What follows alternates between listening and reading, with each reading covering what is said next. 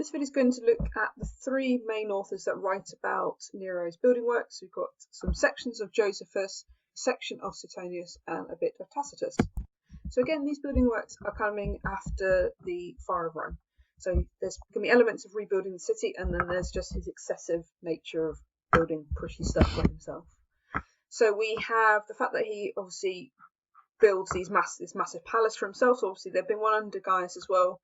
We did it as one that kind of like had walls covered in like gems and stuff. So Nero's is on a similar scale, and Joseph points out that it's been, is known as a house of gold. Within some of the money he's using, he makes the Colossus, which is this massive statue to himself, gold statue kind of in the middle of Rome. It's now dedicated to the sun, and to be honest, you don't need to worry about that. I can't undo why I've highlighted it, so that's not a problem. It talks about how they have like the clay version, which is really interesting. So we do have this kind of overspending. There's this excessive use of the money to build stuff that's just to himself. So then Suetonius picks up this and continues with this theme. So his wastefulness showed most in the architectural projects. So he built a palace stretching from the Palatine to the Sorry, I can't hear how to pronounce that word, and I'm learning Latin, so I should figure it out. Esquilin, there we go. So again, it's the building of a palace, and then he rebuilds it when it so he initially built the palace, which is building on what Gaius had done. Then obviously it burns down, and then he rebuilds it, and it's called the Golden House. So we have this huge statue of himself, which is the Colossus. He has an enormous pool. His buildings look like cities. The parts of the house were overlaid with gold and studded with precious stones and mother of pearl. So completely over the top. And I apologise if you're a fan of Trump, and hopefully you're not. It sounds very Trump-like, doesn't it? Like a golden house. Kind of like his horrific hotel in New York. But anyway, I digress. So we've got the main dining room was circular. Its roof revolved day and night in time with the sky. Now, up until recently, historians and archaeologists, weren't sure that was actually possible.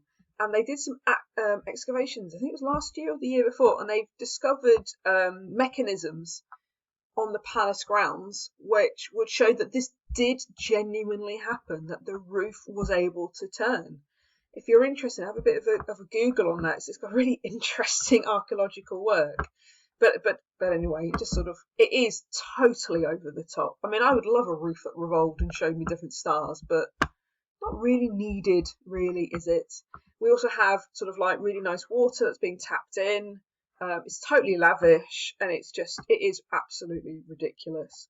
It has men at work with on a covered bath, surrounded by colonnades stretching from Misenum to Lake Avernus. There we go. So he's extending the bath system, but it's for himself. It's not for him, for the people of Rome. So this is obviously a problem. And the building of it, he was aiming to build a really long canal. Do it in red, it's close enough colour. And he was going to use prisoners from the empire to do this. This didn't come to fruition because of his untimely death, but however, he had big plans. He also now part of the reason why he starts to do this massive building is partly about the fire, but he had been excited by tales of a great hidden treasure, which was going to be found. And another source will mention this in another video. He sends off the people to find the money, and there is no money. It's a lot of rubbish. And that's part of his undoing, and why he has to put in some of the financial changes that he puts in other sources. So then we have Tacitus. So he talks about the general rebuilding of Rome after the fire. So districts spared by the palace were rebuilt.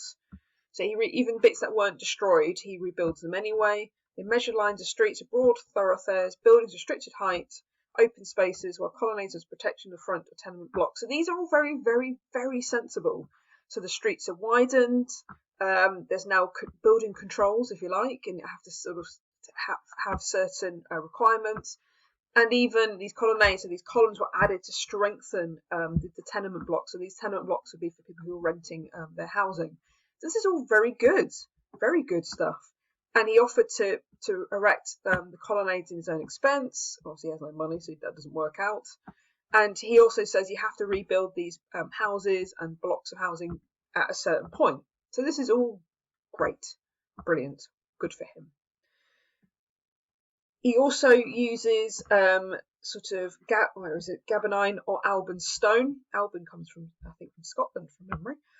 Because it's, again, proof against fire. So obviously he's taken the opportunity to rebuild the city in a better way, which is not bad. It's just incredibly expensive to bring in this stone to do so. He also puts in place a guard system to make sure there's enough water supply, which is also really good, and to ensure that basically firefighting is able to work correctly, and sort of strengthens the fire brigade. So you can have that within your administrative works as well. So the reforms, welcomed for their utility, were also beneficial to the appearance of the new capital. So, yeah, great. Everybody likes it because they're sensible, and it also makes the city seem much better and looks much nicer. But being Tacitus, you can't help but be critical. So there were those who held that the old form had been more salubrious. I'll come back to that in a second, as the narrow streets and high-built houses were not so easily penetrated by the rays of the sun. So basically there were some people, and Tacitus is possibly one of these people, who don't like the new wider streets and heights of buildings because it allowed too much sun to get through and it gets very hot. Now, slightly in these complaints' defence, if you've ever been to Rome in the middle of the summer, which I have done, when I first went to Rome, I went in August, and it was somewhere between 35 and 38 degrees, and it was roasting, absolutely roasting. So I take the point, and obviously having lots of white stone everywhere, the heat reflects back on you, so it's baking. So I do understand the criticism.